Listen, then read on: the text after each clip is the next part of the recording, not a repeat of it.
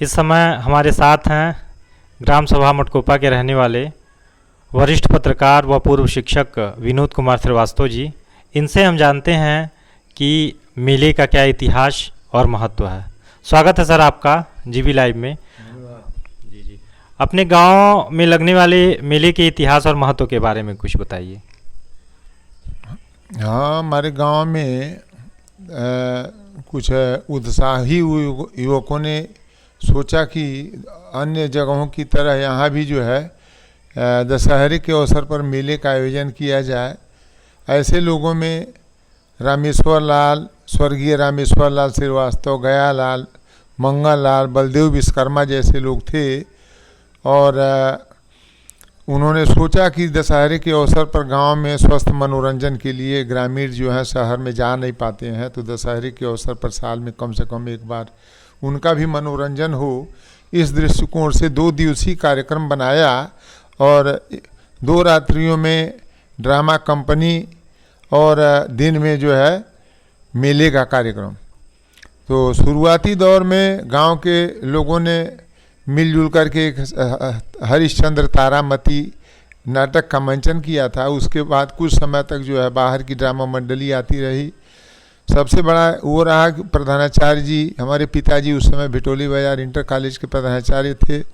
तो उस समय जो है हम लोग श्याम बिहारी लाल श्रीवास्तव जी, तो स्वर्गीय श्याम बिहारी लाल श्रीवास्तव जी, तो हम लोग उस समय यही करीब करीब 8-10 साल 12 साल की हम लोगों की उम्र 10 साल रही होगी जब मेले की शुरुआत हुई। तो फिर उसके बाद जैसे हम लोग जब हुए तो हम लोगों ने सोचा कि क्यों नहीं गांव में ही जो है हम लोग इस अवसर पर वो नाटक का आयोजन खुद करें। तो हम लोगों ने जैसे गांव के करीब 10-12-15 युवकों ने मिल करके जो है करीब करीब 10-15 वर्षों तक जो है हम लोग बहुत ही कुशल और बहुत ही अच्छे ढंग से रात में दोनों रात्रियों में नाटक का आयोजन करते रहे। और उसमें से अधिकांश लोग अब नहीं हैं, इन्हें गिने 1-2 लोग बचे हैं। लेकिन यह है कि उस अवसर पर जो है क्षेत्र के विशिष्ट लोग जो है उनको आमंत्रित किया जाता था और अधिकारी गण क्षेत्र के प्रतिष्ठित जन इस अवसर पर पधारते थे। कितने सालों से मेला लग रहा है? और लगभग समझ जाइए कि 40-20-60-65 वर्ष तो हो ही गए होंगे। क्या परिवर्तन पहले तो की अपेक्षा में अब आया? पहले के यह है कि पहले जो है अब इतनी भीड़ नहीं होती थी। अब जो है पोखरभिंडा, पिपरा मुडेरी, रामपुर बल्डिया, तमाम घोघली समीपवर्ती घोघली कस्बे की तमाम सारी दुकानें, अगल बगल की दुकानें, उस समय जैसे जैसे जनसंख्या बढ़ती गई इस अवसर पर रामलीला का भी कुछ आयोजन किया जाता है। और दिन में रामलीला के कलाकार जो है रामलीला का उत्कृष्ट प्रदर्शन करते हैं, रावण बनाया जाता है और ये दिखाया जाता है कि माने किस तरह से बुराई पर अच्छाई की जीत होती है।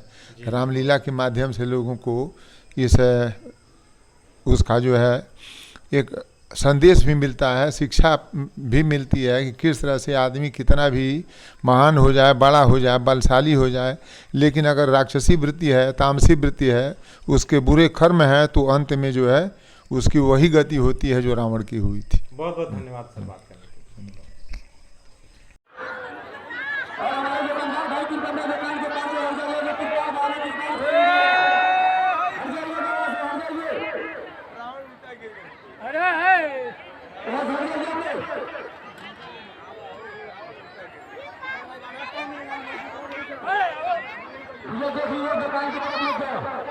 पानी जाते रहिए आप लोग।